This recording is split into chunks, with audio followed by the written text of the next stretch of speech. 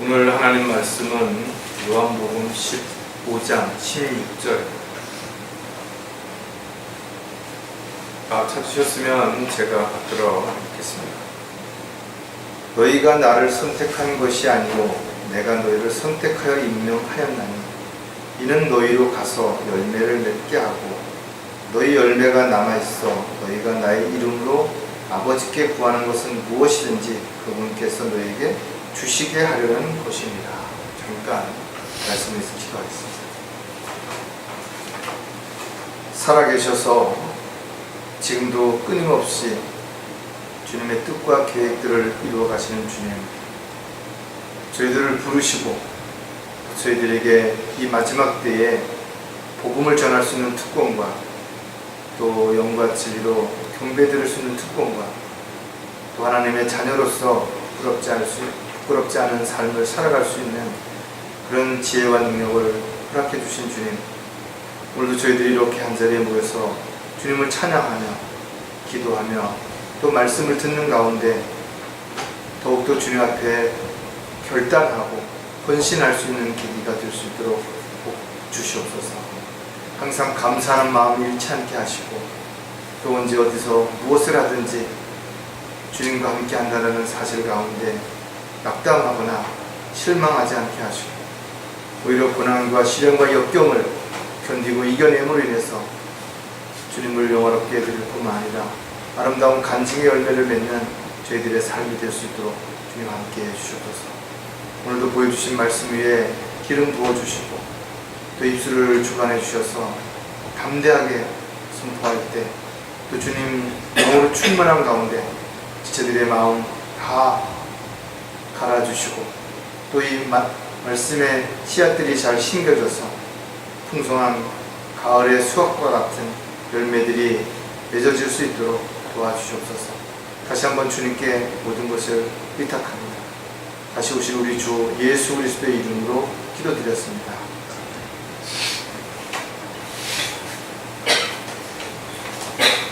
눈을 뜨면 사람들은 무엇인가를 또 누군가를 또 어딘가를 선택을 해야 할 것입니다. 어떤 사람들은 자신이 선택한 그 결과가 나빴을 때 누구 때문이라고 무엇 때문이라고 탓하기도 하죠. 물론 우리가 선택에 있어서 많은 영향을 끼치는 것들은 분명히 있습니다.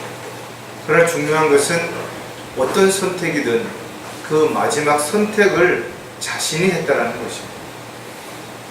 따라서 자신이 무엇을 선택했든 그 선택에 대해서는 반드시 책임을 져야 하는 것이고 또 최선을 다해서 그 선택이 잘못되지 않도록 해야 할 것입니다. 어떤 선택은 자신이 원해서 되는 선택이 있죠. 그러나 어떤 선택은 자신이 원하지 않는데도 불구하고 꼭 해야만 하는 그런 선택도 있을 수 있을 것입니다. 어떤 선택은 다시 하면 될 수도 있어요. 그러나 또 어떤 선택은 한 번의 선택이 돌이킬 수 없는 상황으로 치닫게 될 수도 있다는 것이에요. 그렇기 때문에 우리는 한 번의 선택을 하는 데 있어서도 참으로 신중해야 돼요. 또 그 선택으로 인해서 어떤 결과가 나타나든 겸허하게 받아들이고 다시 그와 같은 일이 반복되지 않도록 우리는 마음을 다잡아야 될 것입니다. 내가 하고 싶은 것을 선택하는 것도 어려울 것입니다. 왜냐하면 선택이라고 하는 것은 항상 동등한 입장에서 선택을 하는 것이 아니라는 것입니다. 좋고 나쁜 것을 선택하라면 쉽게 할 수도 있겠죠. 크고 작은 것을 선택하라 해도 쉽게 할 수 있을 것입니다. 그러나 선택에 있어서 반드시 어느 한 곳을 포기해야 된다든지 또 그만큼 선택하는 만큼 또 어느 한 부분은 손해를 본다든지 이런 것 때문에 사실은 선택하기 어렵죠. 그래서 많은 사람들이 갈등하고 방황하게 되는 것입니다. 여러분들은 무엇을 선택할 때 그 기준을 어디에 두는 것인가? 자신의 경험이나 또는 자신이 원하는 어떤 조건이나 이런 데가 두게 된다면 어쩌면 반드시 후회할 수 있을 것입니다. 왜냐하면 저와 여러분은 하나님의 자녀이며 또한 하나님의 종이기 때문인 것입니다. 즉 하나님의 목적과 계획을 위해서 우리는 부르심을 받았고 거기에 합당한 능력을 주셨을 뿐만 아니라 우리에게 어떤 일을 분명 맡기셨다는 것입니다. 따라서 저와 여러분은 무엇을 선택할 때 하나님께서 원하시는 것인지 또 하나님께서 허락하신 것인지를 먼저 생각해 봐야 될 것입니다. 오늘 설교 제목은 지금 즉시 새로운 선택을 해야 한다면 여러분들은 어떤 자세, 어떤 마음가짐을 가져야 될 것이냐입니다. 지금 즉시라는 말은 더 중요하다는 것을 한 번 더 강조하는 그런 의미죠. 예수님께서 제자들에게 진실로 내가 말하노니 이렇게 말씀하셨을 때도 진실이지만 다시 한번 강조하셨다는 것입니다. 어떤 선택은 오래도록 계획하고 또 준비한 다음에 선택할 수 있는 시간이 있을 수도 있어요. 그러나 또 어떤 선택은 지금 즉시 하지 않으면 안 되는 시간을 다투는 그런 선택이 있을 수도 있다는 것입니다. 따라서 준비를 철저히 하든 아니면 지금 즉시 선택을 해야 하든 분명한 것은 그 선택을 하고자 하는 사람이 마음이 어떤 자세, 어떤 준비된 가운데서 선택을 하느냐가 더더욱 중요하다는 것입니다. 왜냐하면 언제 어디서 무엇을 하든 우리가 주님 뜻 가운데 있다면 또 주님의 계획 가운데 있다면 주님이 원하시는 일들을 하려고 하는 마음이 되어 있다면 시기와 장소와 방법에 있어서는 그리 중요하지 않다라는 것입니다. 왜냐하면 하나님께서 이미 그 일들을 선택함에 있어서 지혜와 능력을 명철을 주셨기 때문이라는 것입니다. 우리는 매일 새로운 것을 시작함에 있어서 두 가지, 하나는 호기심과 또 하나는 여러 가지 어려움과 불안에 대한 두려움이 임할 수 있을 것입니다. 하지만 우리가 하고자 하는 일들이 정말 하나님께서 원하시는 일이라면 또 우리가 그 일을 놓고 기도했다면 결코 불안해할 이유도 두려워할 이유도 없는 것이죠. 왜냐하면 하나님께서는 분명 더 좋은 것들을 주시기 위해서 더 새롭게 우리에게 기회를 주시기 위해서 분명 이런 과정들이 필요하다는 것을 우리는 알고 있기 때문에 그렇습니다. 그래서 저와 여러분이 진지하게 하나님 앞에 기도했다면 주님께서 그것을 이루어 주시도록 우리는 기다릴 필요도 있죠. 그러나 또 한편으로는 마땅히 우리가 지금 해야 할 일은 또한 무엇인지를 살펴보고 주님의 계획과 지혜 안에서 그 일들을 하나씩 이루어 가야 될 것입니다. 한 가지 우리가 중요한 것은 우리가 하나님의 뜻을 이루고자 할 때 또 하나님의 뜻대로 살고자 할 때 마귀는 반드시 방해한다는 것입니다. 그래서 때로는 우리에게 더 좋은 것을 주어서 우리에게 세상의 유혹에 넘어가도 때로는 두려움을 주어서 마귀의 유혹에 빠지도록 그렇게 할 때도 있다는 것입니다. 하나님께서 저와 여러분에게 무엇인가를 새롭게 선택할 수 있는 기회를 주셨다면 거기에는 반드시 이유가 있죠. 따라서 하나님 앞에 진지하게 물어봐야 됩니다. 왜 하나님께서 지금 나에게 이것을 선택하려고 그렇게 하시는지. 확실한 증거와 방법이 없는 상태에서, 모르는 상태에서 우리는 무엇인가를 하게 된다면 조급해질 수밖에 없고 또 불안해질 수밖에 없죠. 그래서 서두르게 되는 것입니다. 하지만 우리가 조금만 관심을 가지고 본다면 하나님께서는 우리에게 반드시 상황을 통해서 또 누군가를 통해서 하나님의 뜻과 계획을 우리에게 알려주시는 것입니다. 물론 여러분들이 기도할 때라든지 하나님의 말씀을 읽을 때라든지 교제할 때도 하나님의 뜻을 발견할 수도 있을 것입니다. 지금 여러분이 무엇인가를 선택해야 된다면 우리는 무엇을 가장 먼저 생각해야 될 것인가를 오늘 세 가지를 살펴보려고 합니다. 첫 번째, 지금 즉시 새로운 선택을 해야 한다면 어려움을 반드시 어떻게 각오해야 한다는 거예요. 자기가 어떤 새로운 것을 선택하면서 그냥 잘 되겠지 이런 막연한 기대는 해서 안 되는 것입니다.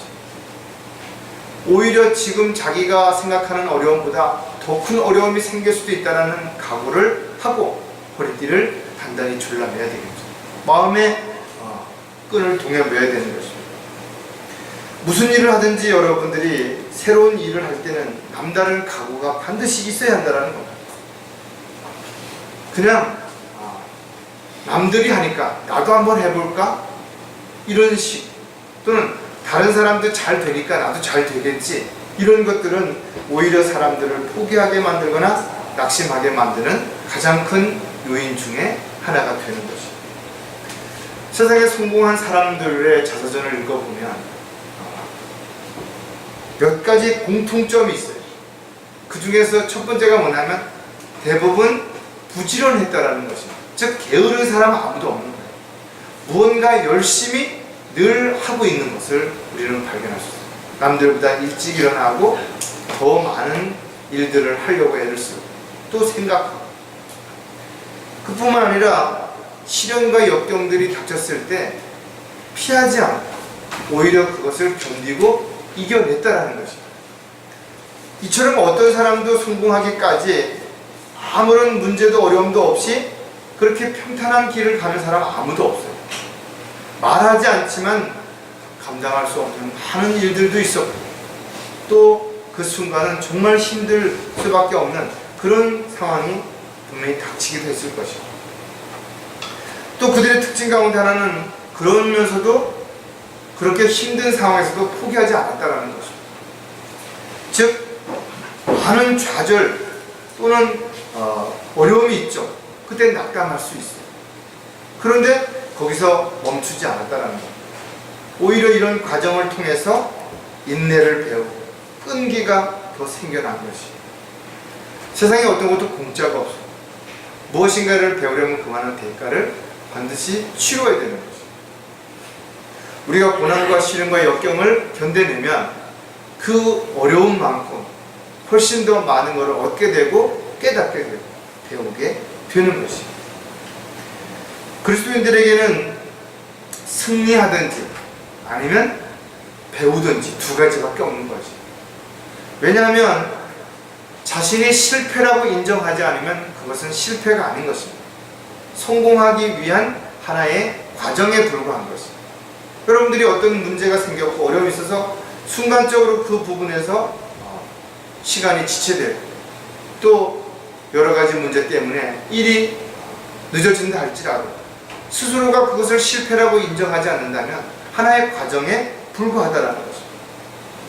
그래서 저 여러분은 앞으로 어떤 일을 하든지 어디에 있든지 누구를 만나든지 분명 우리가 하나님 뜻대로 살고자 한다면, 하나님 앞에 헌신하고자 한다면 방해와 어려움이 있을 것을 각오해야 된다는 거죠. 그래야만 우리는 주님 앞에 갈 때까지 그 믿음을 지키고 달려갈 길을 포기하지 않을 수 있다는 거죠. 자, 어려움을 각오해야 하는 여러 가지 이유가 있지만 그 몇 가지를 살펴보면, 어려움을 각오해야 하는 첫 번째 이유는 고난과 시련이 따르기 때문이라는 것입니다. 즉 하나님의 일에는 반드시 고난이 뒤따르게 되는 것입니다. 우리가 고난 받은 것보다 훨씬 더 좋은 것으로 주님은 보상해 주시겠지만 지금 당장은 우리가 넘어야 할 산이 되는 것입니다. 저와 여러분 각자에게 주어진 것이 다르죠. 왜냐하면 재능이 다르고 은사가 다르기 때문에. 그러나 똑같은 입장은 최선을 다해야 된다는 것입니다. 하나님께서는 할 일 없이 빈둥대거나 게을러서 그러는 사람들을 절대로 일꾼으로 도구로 쓰시지 않는다는 것입니다. 오히려 어떤 일이든지 정말 열심히 하려고 하는 사람들을 변화시켜서 세상 일이 아니라 하나님의 일을 맡기신다는 것입니다. 따라서 그리스도인들에게는 대단한 열정이 있다는 것입니다. 뭔가를 하나 알게 되면 더 공부하고 찾아보고 연구하고 새로운 것을 만들어내기 위해서 훨씬 많은 시간들을 남들보다 노력한다는 것입니다. 다만 이런 열정이 종교적인 열성이 되서는 안 되는 거죠. 지식을 따라 되는 열성, 즉 하나님께서 원하시고 기뻐하시는 것을 하나님이 원하시는 때의 열성을 가지고 임해야 된다는 것이죠. 빌립보서 1장 29절에 보면 그리스도를 위하여 그것이 너희에게 주어진 것은 그를 믿을 뿐만 아니라 그를 위하여 고난도 받게 하려는 것이요. 우리가 예수 그리스도를 믿는다라고 하는 것은 단지 그냥 믿음으로 끝나는 것이 아니라 믿었으면 그 고난에 우리가 동참하는 것이죠. 그래서 우리는 십자가를 지고 자신을 부인하고 주님을 따르는 길이 결코 쉽거나 평탄하지 않은 것입니다.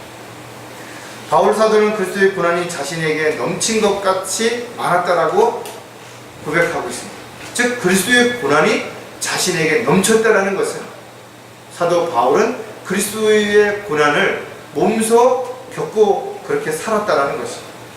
그의 고백을 들어보면 돌로 맞고 톱으로 켜지고 시험을 당하고 칼로 살해되었으며 왕의 가죽과 염소의 가죽을 쓴 채 유리하며 궁핍과 고난과 학대를 당했느니라. 사도 바울뿐만 아니라 초대 교회 또 믿음의 선배들 가운데는 이렇게 고난과 시련과 박해를 받으면서도 믿음을 지키고 주님의 그 길을 따랐다라는 것입니다.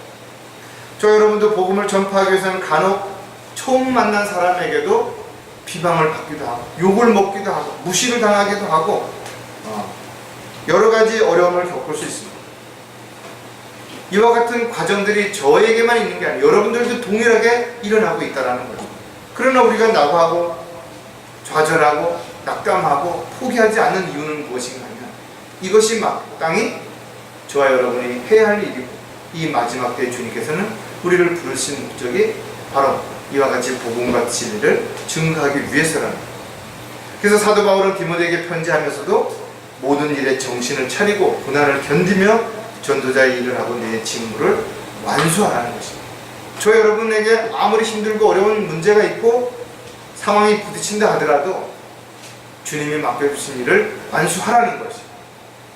그 완수하기까지의 과정은 엄청 힘들고 어려울 수 있죠. 그러나 주님이 분명 함께 하시는 것이고 거기에 필요한 모든 것들을 공급해 주신다는 약속을 가지셨기 때문에 여러분 낙담할 필요 없어요. 멈출 필요가 없다라는 거예요. 어려움을 반드시 각오해야 하는 또 다른 이유는 가장 귀하고 가치 있는 일이기 때문이라는 것입니다. 여러분이 고난을 받고 참고 견뎌야 하는 이유가 무모한 또 어리석은 그런 일이라면 또 아무런 가치도 의미도 없는 일이라면 왜 그 일을 해야 되냐 이거죠. 하지만 여러분들이 그렇게 참고 힘들고 어려워도 견뎌내야 하는 이유는 그 일이 가치 있기 때문이다. 물론 세상에도 좋은 일, 대단한 일, 사람들에게 칭찬받을 만한 일을 하는 사람들도 많이 있죠. 하지만 이런 것들은 세상에서 인정받는 것입니다. 또 세상에서 거기에 대한 대접을 받는 것입니다. 하지만 이런 것들을 잘한다고 해서 하나님을 기쁘시게 하는 일이라고는 볼 수 없죠. 따라서 그리스도인들은 세상 사람들이 아니라 하나님 앞에 인정을 받아야 되는 것이며 하나님께서 원하시는 일들을 우리는 행하면서 살아야 되는 것입니다. 그러기 위해서 성경은 우리에게 끊임없이 주님만을 바라보고 주님이 원하시고 기뻐하시는 일들을 위해서 자신을 죽은 것으로 여기라는 것입니다. 바울 생애를 우리는 성경을 통해서 알 수 있지만 충동적으로 하루아침에 그렇게 된 거 아니라는 것입니다. 바울은 복음의 중요성을 알았기 때문에 온 생애를 그렇게 자신이 고난과 어려움을 감수하면서도 멈추지 않았던 것입니다. 로마서 8장 18절에 보니까 이는 현재의 고난들이 우리에게 나타나게 될 영광에 감히 비교되지 못한다고 내가 여기기 때문에 사도 바울은 자신이 받는 고난과 역경이 다 주님 오셨을 때 또 주님 앞에 섰을 때 받을 상과 유업의 영광에 비하면 아무것도 아니라는 것을 알았다라는 거죠. 그렇기 때문에 그는 사람들에게 그렇게 공격을 당하고 어려움을 겪었음에도 불구하고 끝까지 포기하지 않았다. 모세 역시 죄의 낙을 누리는 것보다 오히려 고난받는 것을 스스로 자초했다고 했어요. 또 베드로 역시 마찬가지로 그리스도인으로서 고난을 당하면 부끄러워하지 말고 오히려 그 일로 인하여 하나님께 영광을 돌리라고 우리에게 권면하고 있다. 즉 저와 여러분에게 어떤 어려움과 문제가 생긴다 하더라도 반드시 그것을 선택해야 되는 것이라면 우리는 그것을 행함에 있어서 각오를 하고 또 그 어려움을 끝까지 잘 견뎌내고 감수해내야 되는 것입니다. 저와 여러분이 주님의 뜻 가운데서 살아가는 것은 어떻게 보면 외로운 길일 수도 있어요. 사람들에게 환영받지 못하는 길일 수도 있을 것입니다. 많은 손해를 볼 수도 있어요. 그럼에도 불구하고 우리는 왜 이 길을 선택하는 것이냐. 누가 가라고 하지 않았는데도 왜 우리는 스스로 이 길에 합류하고 있는 것인가. 그 이유는 간단하다는 거예요. 그 일이 가치 있는 일이고 소중하고 귀한 일이기 때문에 그런 거죠. 이 길을 가기 위해서 우리는 죄와 피 흘리기까지 싸워야 되는 것이고, 주님 앞에 온전히 헌신함으로 인해서 자신이 모든 것을 다 포기해야 될 때도 얼마든지 있다라는 것입니다. 어려움을 반드시 각오해야 하는 이유는 일꾼으로 부르심을 받았기 때문이라는 거죠. 저 여러분이 하나님 앞에 일꾼으로 부름을 받았다는 것은 대단한 일인 것이죠. 전지전능하신 하나님께서, 불가능한 것이 없으신 하나님께서 저 여러분을 선택했다라는 것, 얼마나 영광이냐, 얼마나 큰 특권이냐는 거죠. 왜 하필이면 왜 나에게 이런 어려운 일을, 힘든 일을 시키냐고 불평하기 전에 하나님께서 나를 믿고 일을 맡기셨다는 것에 대해서 먼저 감사해야 된다. 그리고 우리는 반드시 각오를 해야 되는 거죠. 어떤 각오를 해야 되냐. 우리는 구약성경에서 하나의 예를 찾아볼 수가 있다. 에스더 4장 16절에 보니까, 가서 수산에 있는 유대인들을 다 모으소서. 그리고 여러분은 나를 위하여 금식하되 3일 밤낮을 먹지도 말고 마시지도 마소서. 나와 나의 여종들도 마찬가지로 금식하리이다. 그리고 나서 내가 법을 어기고 왕에게 들어가리니 내가 죽으면 죽으리다 하니라. 이 에스더는 자신이 왕 앞에 나갔을 때 왕이 그물을 이렇게 앞으로 내밀지 않으면 죽을 수 있는 만큼의 상황인데도 불구하고 자기 동족들을 살리기 위해서 그는 죽음을 각오했다는 거죠. 죽으면 죽으리라, 이런 말 쉽게 할 수 있는 것도 아니고, 이렇게 각오를 가지는 거 아무나 할 수 있는 거 아니죠. 사도행전 20장 23절에 보면 우리는 또 한 사람의 그런 고백을 들을 수 있다. 다만 성령께서 각 성읍에서 증거하여 말씀하시기를 결박과 고난이 나를 기다리고 있다고 하시니라. 알았어요. 그럼에도 불구하고 자기는 목숨을 잃을지라도 그런 포기하지 않고 올라갔다라는 거예요. 달려갈 길을 기쁨으로 끝마치고 내가 주 예수로부터 받은 사역 곧 하나님의 복음을 증거하기 위해서라면 이런 일을, 어떤 일이에요? 결박을 당하고 고난당하는 일을 전혀 개의치 않을 뿐만 아니라 나의 생명을 조금도 아끼지 않으라. 왜 하나님께서 사도 바울을 선택했는지, 왜 예수님께서 다메스커스 도상에서 예수님께서 바울을 불렀는지 이해가 된다 이거죠. 하나님께서 그런 모든 것을 다 아시는 것이죠. 저와 여러분을 선택하시고서 이 마지막 때에 도구로 쓰시는 것도 다 아신다는 거죠. 여러분이 어떤 성향을 가지고 있는지, 얼마만큼 성실한지, 얼마만큼 믿음이 있는지를 다 아시는 것이죠. 그리고 그것에 맞는 만큼의 믿음의 분량에 합당한 것을 감당할 수 있는 것만큼의 일을 맡기신다는 거죠. 여러분들이 왜 나에게는 이런 자꾸 어려운 일이 있고 자꾸 많은 문제가 있고 또 짐이 너무 무겁고 힘들다라고 생각하시면 여러분들은 한 번쯤 진지하게 생각해 봐야 된다. 주님이 보실 때 여러분 충분히 그것을 감당할 수 있다고 믿기 때문에 그걸 맡기시고 그걸 허락하신 것이죠. 그렇다면 여러분들이 그것을 힘들지만 능히 감당할 수 있다는 거죠. 따라서 여러분들이 주님 앞에 구하고 또 믿음으로 한 발짝씩 나아갈 때 여러분들은 주님의 뜻을 반드시 이루어서 주님께 영광을 돌려드리는 결과를 가져올 것입니다. 다 해놓으시고 여러분에게 모든 걸 다 주시고 하라고 하신다면 누가 못하겠냐 이거죠. 그러나 여러분들이 하고자 할 때, 그 믿음을 실행하고자 할 때 주님께서 함께 하신다는 것, 즉 성령의 능력으로 그 일들이 이루어진다는 것. 내가 약할 때 약하다라고, 난 할 수 없다라고 주님 앞에 인정하고 주님께서 허락하셔서 능력을 주셔야만 이 일을 감당할 수 있다라고 고백할 때 성령께서 놀라우신 능력으로 여러분들에게 이 일들을 감당할 수 있게 해주신다는 것.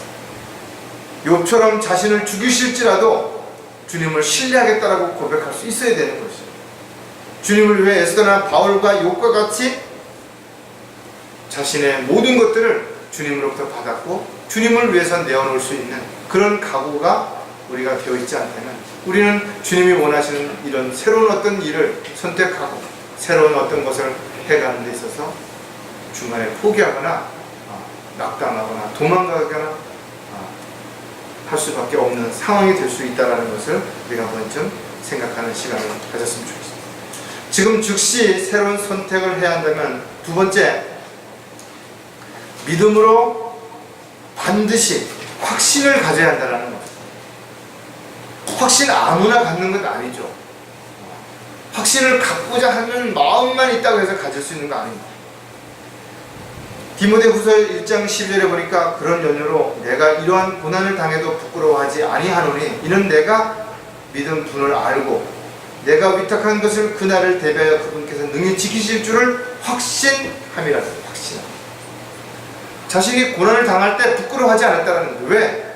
그것이 자신의 유익을 위해서 또는 어떤 욕심을 채우기 위해서가 아니라 주님이 원하시고 기뻐하시는 일, 가치 있는 일이기 때문에 사람들이 어떻게 생각하든 길거리에서 뺨을 맞고 욕을 먹고 침뱉음을 당하고 모함을 당한다 하더라도 부끄러워하지 않았다는 거죠. 당당했다라는 겁니다. 그리스도인들은 확신을 가질 수 있는 근거가 뭐냐 이거죠. 바로 하나님의 말씀이다. 하나님의 약속인 것이. 확신은 하나님의 약속을 온전하게 믿을 때 가질 수 있는 것이. 왜 수많은 사람들이 뭔가를 하려고 하다가 중간에 포기하는 것인가요? 그 확신이 없으니까 흔들리게 되는 것이. 확신은 하나님의 약속을 온전히 믿지 못한다면 언제든 흔들릴 수 있다 이거예요. 따라서 믿음이라고 하는 것은 그리스도인들에게 있어 가장 기본이 되지만 또 한편으로는 참으로 중요한 것입니다. 왜냐하면 우리는 하나님의 약속을 믿는 사람들이고 그 약속을 실행하기 위해서는 반드시 고난과 역경들이 우리는 감당하고 이겨내가야 할 걸림돌이 되기 때문에 믿음이 없이 확신이 없이 하는 일들은 어떤 것도 이루어질 거라는 기대를 해서는 안 되는 것입니다. 또 하나님께서는 믿음으로 하지 않는 것은 죄라고 말씀하셨다.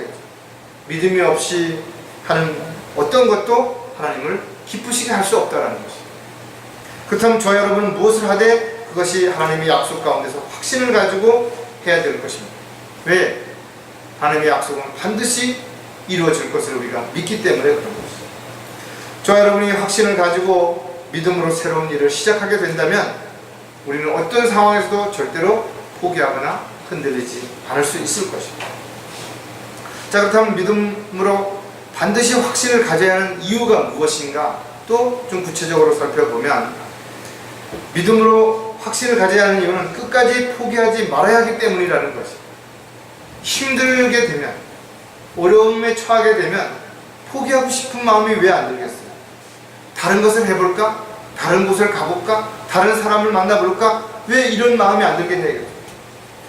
그러나 의심이라는 것이 한번 마음에 들어오면 결국은 그 사람으로 하여금 그 일을 포기하게 만든다는 것을 우리는 알 수 있는 것입니다. 아무리 확신을 가지고 처음에 시작을 했다 하더라도 중간에 그 확신이 믿음이 흔들리게 된다면 더 이상 그것을 진행할 수 없게 됩니다. 따라서 우리의 확신에 의심을 가져오게 만드는 것이 과연 무엇이겠냐, 또 누구이겠는 것이겠냐. 바로 마귀가 세상에 있는 것들을 통해서 그렇게 한다는 것입니다. 따라서 저와 여러분은 어떤 일을 할 때 있어서 감정이나 기분이 앞서서는 안 되는 것입니다. 하나님의 말씀을 우리는 분명히 근거를 해서 확신을 가지고 정확하게 분별력을 가지고 확인해 본 다음에 어떤 것이든 그것을 결정하고 실행에 옮겨야 됩니다. 사람의 약속은 얼마든지 변할 수 있죠. 또 언제든지 바뀔 수 있습니다. 또 지키지 않을 수도 있다는 것이죠. 성경은 왜 사람들을 결코 믿지 말라고 하는지를 우리는 잊지 말아야 될 것이죠. 히브리서 10장 35절 36절에도 보면 그러므로 너의 확신을 버리지 말라.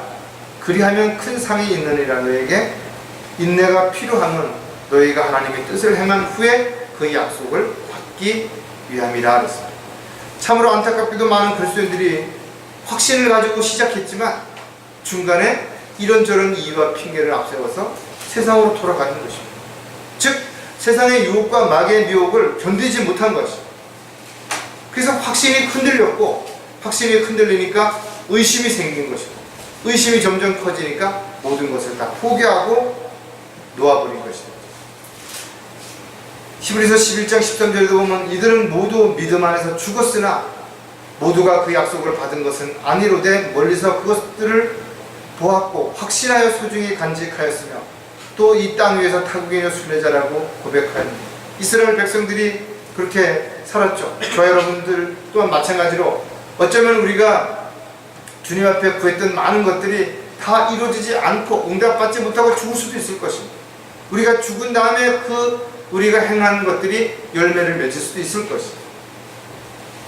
따라서 언젠가는 분명하게 하나님의 약속은 그 약속 그대로 문자 그대로 이루어진다는 사실을 우리가 확신 가운데 가지고 있기 때문에 절대로 우리가 어떤 일을 했든 그 결과가 지금까지 열매로 드러나지 않는다 하더라도 실망하거나 좌절할 필요가 없다는 것입니다.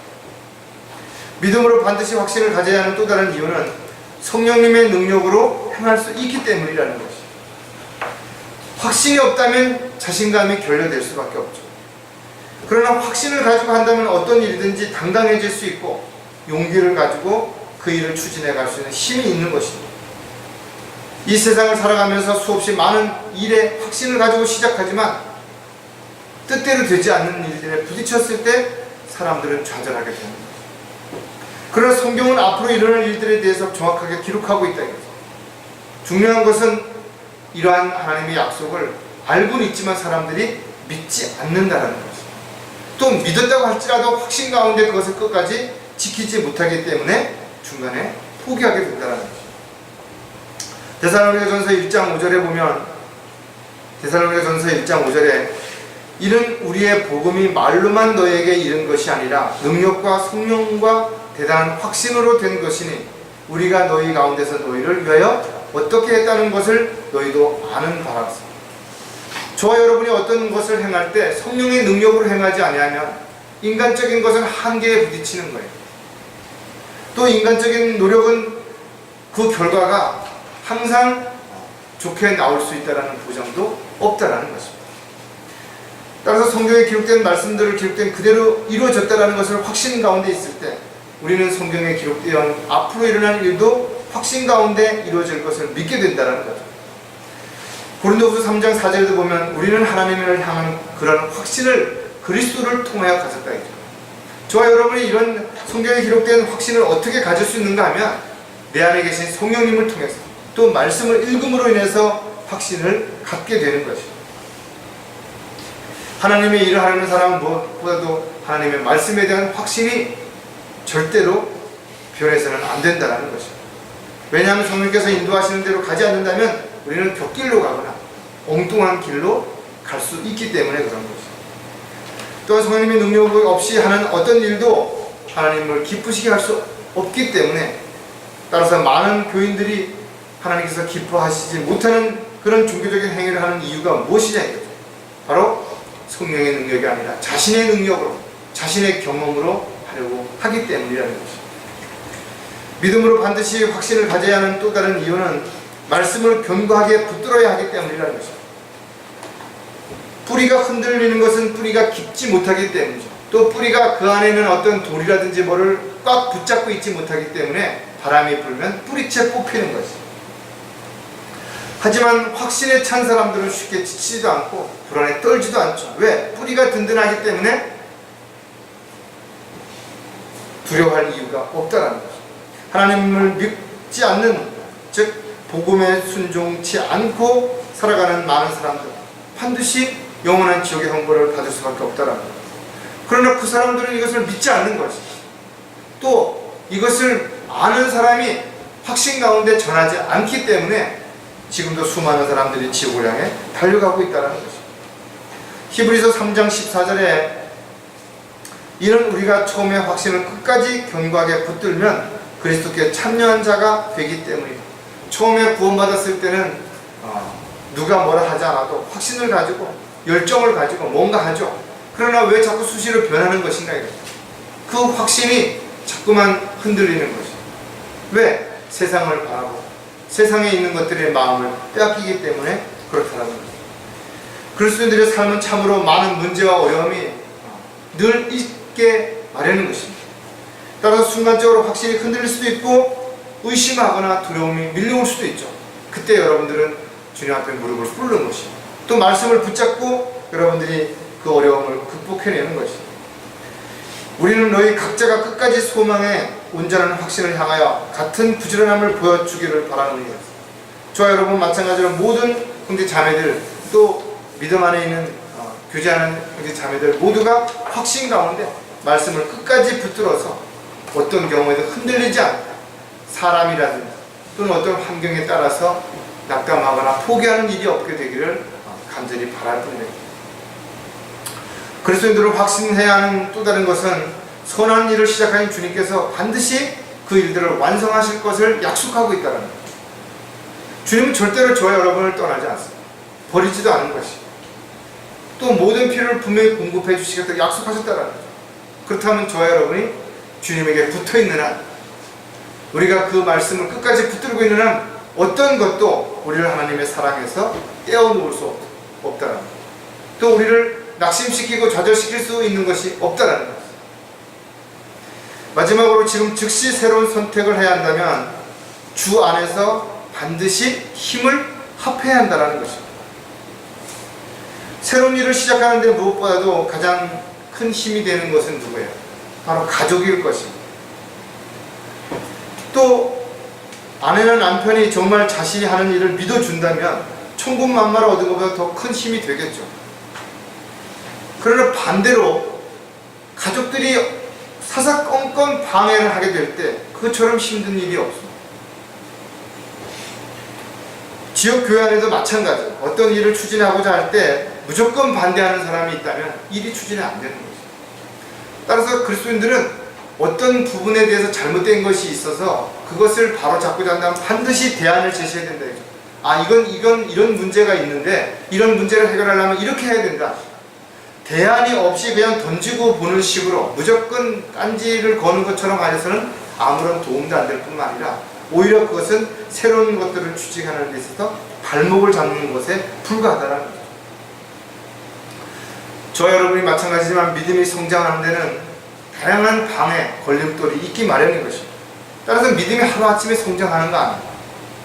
때로는 넘어졌다가 또 다시 일어났다가 때로는 어떨 때는 좌절하고 방황하기도 하고, 하지만 이런 과정 속에서 우리는 더욱더 주님을 신뢰하게 되고 더욱더 우리의 믿음이 견고해져서 우리가 영적으로 성장해 가는 것입니다. 어떻게 보면 믿음은 희생과 고난을 통해서 자라는 것이기 때문에 더욱 값지고 귀한 것이죠. 마치 진주같이 아픔이 없이는 만들어지지 않는다는 것. 그리스도인들의 삶은 혼자 감당해야 될 부분도 분명히 있죠. 그러나 함께 감당해야 할 부분들도 있기 때문에 뭐든지 내 마음대로, 내가 하고 싶은 대로, 내가 원하는 대로 해서는 안 된다는 거죠.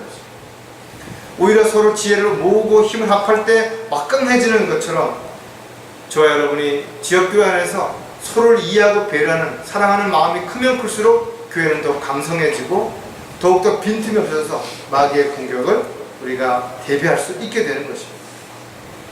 따라서 지역교회는 강성해지기 위해선 어떤 이유든 분열이 일어나서는 안 된다는 거죠.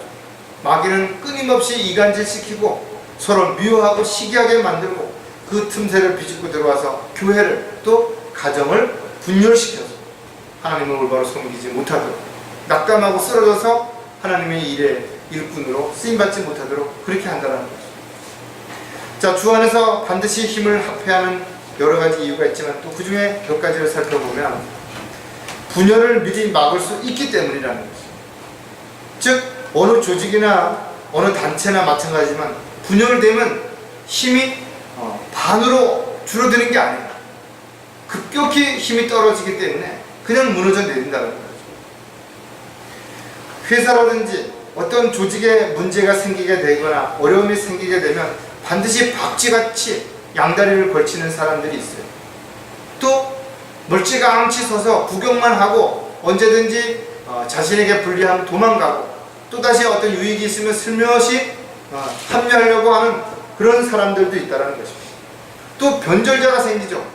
자신의 유익을 위해서 과감하게 손을 뿌리치고 나가거나, 아니 적의 편에 서서 오히려 공격하는 그 일에 앞잡이 노릇을 하는 그런 사람들도 얼마든지 있을 수 있다는 거예요.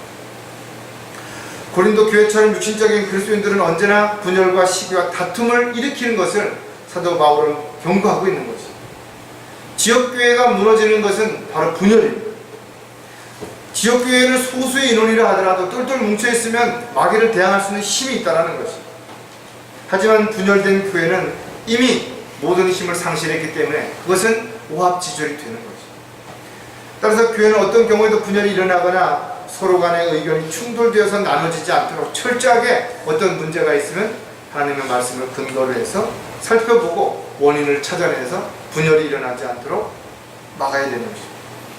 고린도 전서 12장 25절에 이는 몸 안에 분열이 없게 하실 뿐만 아니라 지체들이 서로에게 동일한 관심을 가지게 하려 함이라. 저와 여러분은 어떤 데 관심을 갖는 것인가요? 우리는 세상적인 어떤 일들에 관심을 갖는 거 아닙니다. 교회는 진주죠. 그래서 하나이기 때문에 깨어지거나 흠집이 나면 가치를 잃어버리는 것입니다. 저와 여러분이 교회의 한 구성원에 불과하다고 생각해서 나 하나쯤이야 하고 여러분들이 마음대로 행동하고 말하게 된다면 여러분 한 사람 때문에 교회가 하나님의 영광이 가려지게 된다는 것입니다. 따라서 분열을 일으키려고 하는 자들을 철저하게 분별력을 가지고 찾아내야 되는 것입니다. 로마서 16장 17절에 보면 형제들아 내가 너희에게 권고하노니 너희가 배운 교례에 역행하여 분열을 일으키고 공박하는 자들을 주의하고 그들에게서 떠나라. 어떻게 보면 교회에 영적 전쟁이 일어나고 또 문제가 생길 때 알곡과 쭉정이를 가려낼 수 있는 좋은 기회죠. 회사나 단체도 마찬가지입니다. 바울은 고린도 교회에 편지하면서 너희 모두는 같은 것을 말하고 또 너희 가운데 분열이 없게 하여 같은 생각과 같은 의견으로 온전히 함께 연합하라. 이게 지역교회가 추구해야 될 가장 중요한 모토가 되는 것입니다. 절대로 어떤 경우에도 서로가 이간질하고 서로를 미워하고 서로 잘난 척하고 업신여기고 무시하고 안 된다는 거죠. 섬기고 사랑하고 배려하는 가운데서 하나가 되어야 되는 거죠. 또 주 안에서 반드시 힘을 합해야 하는 이유는 마귀의 공격을 대처할 수 있기 때문이라는 것입니다. 그리스도인들은 무엇을 하든지 하나님의 뜻과 계획 안에서 계획해야 되고 그것을 실행에 옮겨야 되는 것입니다. 말씀을 벗어나서 하는 일은 그 결과가 아무리 좋고 유익이 있다 하더라도 결코 하나님을 기쁘시게 할 수 없는 것입니다. 그건 육신적인 일에 불과하다는 것입니다. 주님을 위해 일한다는 것은 자신에게 주어진 환경과 형편에서 정말 하나님을 두려워하고 있는 것인가를 한번 좀 먼저 생각해 봐야 되는 것입니다. 주님께서 맡겨주신 일들을 위해 난 최선을 다하고 있는 것인가? 나로 인해서 정말 그리스도의 향기가 나타나고 있는 것인가를 끊임없이 살펴봐야 되는 것입니다. 우리가 싸워야 할 대상은 사람이 아니라 그 사람 뒤에 있는 마귀와 악한 존재들이라는 거예요. 에베소서 6장 11절 12절에 정확하게 그 대상이 누구인지를 알려주고 있는데 너희는 마귀의 술책에 대항하여 설 수 있도록 하나님의 전신 갑옷을 입으라. 이는 우리의 싸움이 혈과 육에 대항하는 것이 아니라 종사들과 권세들과 이 세상 어둠의 주관자들과 높은 곳들에 있는 영적 악에 대항하는 것이기 때문입니다. 우리는 누군가가 우리를 미워하고 욕을 하고 대적하면 그 사람을 미워하고 그 사람을 대상으로 놓고 어떻게 하려고 하는 그런 마음이 감정적으로 생길 때가 있죠. 그러니까 그 조심해야 되는 거죠. 왜냐하면 그 사람은 그렇게 했다 하더라도 정작 그 사람을 움직이는 뒤에 영적인 실체가 있다는 거죠. 우리가 싸워야 할 대상은 바로 영적 존재들이라는 거죠. 그랬을 때 우리는 오히려 그를 불쌍히 여길 수 있는 마음의 여유를 가질 때 우리는 조급하거나 성급하게 논쟁을 한다든지 또 어떻게 싸우거나 이렇게 하려고 힘을 어떤 것으로 하지 않게 된다는 거예요. 그래서 우리는 정신을 차리고 깨어 있어야 되는 것이죠. 마귀에게 틈을 주지 말아야 하는 것이죠. 언제 어디서 어떻게 마귀가 공격해 온다 할지라도 우리가 미리 대비하고 있다면 충분히 미리 막을 수 있다는 것이죠. 또 성령께서도 우리에게 충분하게 그런 것을 감당할 수 있는 능력을 주시겠다고 약속하셨다는 거죠. 따라서 지체들이 서로에 대해서 잘 알고 또 서로를 위해서 늘 무릎을 꿇고 있다면 언제 어떤 상황이 벌어진다 하더라도 오히려 힘을 합쳐서 마귀를 대적할 수 있을 뿐만 아니라 서로에게 위로와 힘이 될 수 있다는 거예요. 주 안에서 반드시 힘을 합해야 하는 또 다른 이유는 주님의 뜻과 계획을 이루어갈 수 있기 때문입니다. 즉 우리가 한 몸이 되고 또 하나의 어떤 목적과 계획을 가지고 살아간다면 어떤 경우에도 마찬가지죠. 저와 여러분이 한 몸이고 한 지체라면 하나님의 뜻과 계획을 온전히 이루어갈 수 있다는 것이죠. 아무리 방해하는 것이 많다 하더라도 하나님께서는 상상을 초월하는 놀라운 능력을 가지고 우리를 인도하시고 있다는 것이죠. 저와 여러분에게 주시는 은사가 무엇이냐, 또 저와 여러분이 가지고 있는 재능이 과연 무엇 때문에 그것을 허락하신 것입니다. 성경은 우리에게 이런 이유가 성도들을 온전케 하며 섬기는 일을 하게 하고 그리스도의 몸을 세우게 하여 우리 모두가 믿음의 하나됨과 하나님의 아들을 아는 지식의 하나됨에 도달하게 하고 온전한 사람이 되어 그리스도의 충만하심의 장성한 분량에까지 이르게 하려 하시며, 에베소서 3장 6절에도 보면 이는 이방인들이 복음을 통하여 그리스도 안에서 공동 상속자가 되고 한 몸이 되어 그의 약속의 동참자가 된다는 것이니라. 저 여러분은 주 안에서 한 몸이다 이죠. 서로 연결되어 있는 것입니다. 따라서 서로 연결되어 있기 때문에 모든 것들을 우리는 주님으로부터 받게 되는 것이고 함께 그것을 향유하고 또 그것을 실행에 옮길 수 있다는 것. 성경은 효과적으로 역사를 따라 각 마디를 통하여 공급을 받아 알맞게 결합되고 체격이 형성되어 몸을 성장시키며 사랑 안에서 몸 자체를 세워나갑니다. 즉 하나님께서 성령을 통하여서 또 주일날 말씀을 통하여서 교제를 통해서 우리가 성장하도록 또 우리가 힘을 얻을 수 있도록 영양분을 공급받을 수 있도록 그렇게 해주시고 있다는 것입니다.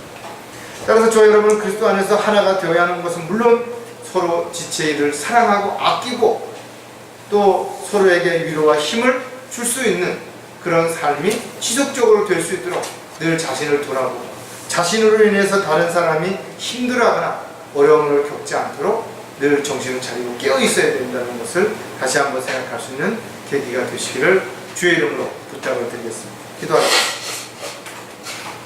아버지 하나님, 참으로 감사를 드립니다. 저희들은 매일 새로운 무엇인가를 선택해야 함에 있어서 저희들이 감정이나 기분에 따라서 조급하거나 또 성급하게 어떤 것들이 이루어지지 않도록 도와주시옵소서. 늘 주님의 뜻과 계획 가운데서 주님의 말씀에 따라서 순종하고 그 선택을 함에 있어서 남다른 각오를 가질 뿐만 아니라 저희들이 어떤 경우에도 서로 힘을 합쳐서 주님이 원하시고 기뻐하시는 그런 믿음으로 확신 가운데 행해 나갈 수 있는 저희들이 될 수 있도록 역사해 주시옵소서. 다시 오실 우리 주 예수 그리스도의 이름으로 기도드렸습니다.